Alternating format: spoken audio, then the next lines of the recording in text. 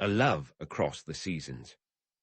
In the quaint coastal town of Seabrook, where the ocean whispered secrets to the shore, lived Elena, a painter whose canvases captured the fleeting hues of sunsets. Her days were spent at the cliffside, her easel facing the horizon, her heart yearning for a love as vibrant as her art. Across town, in a small bookstore filled with the scent of old paper, worked Julian, a poet who wove stories of longing into verses that few ever read. Though their paths had never crossed, the universe seemed to hum with the promise of their meeting. One autumn afternoon, as leaves swirled like amber confetti, Elena wandered into Julian's bookstore, seeking a rare collection of poetry to inspire her next piece. The bell above the door chimed, and Julian looked up from his counter, his breath catching at the sight of her, a woman whose eyes held the colors of the sea. "Can I help you?" he asked, his voice softer than he intended.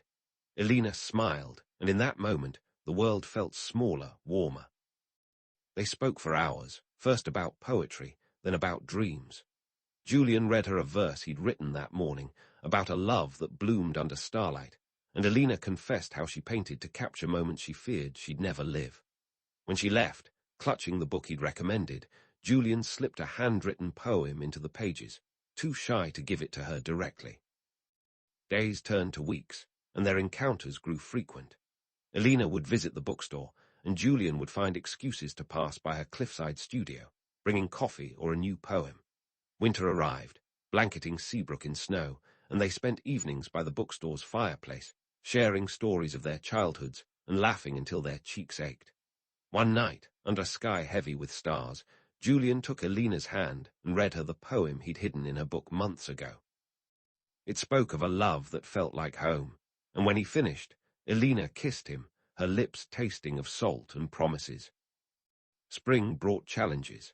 Elena's paintings gained attention, and a gallery in the city offered her a residency far from Seabrook. Torn between her art and her heart, she hesitated.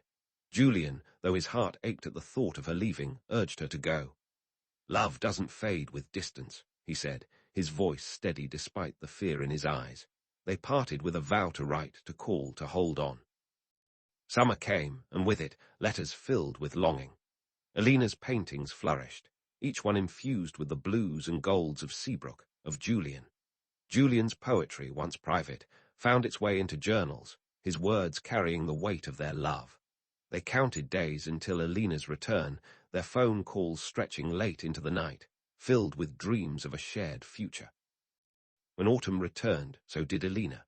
She stepped off the bus, her eyes searching the crowd, and there was Julian, holding a single sunflower, her favorite.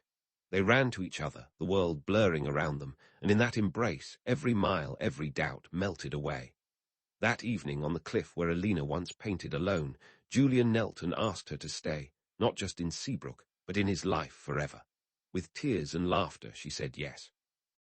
Years later, their home, a cottage by the sea, was filled with paintings and poems, each one a testament to a love that had weathered seasons and distance.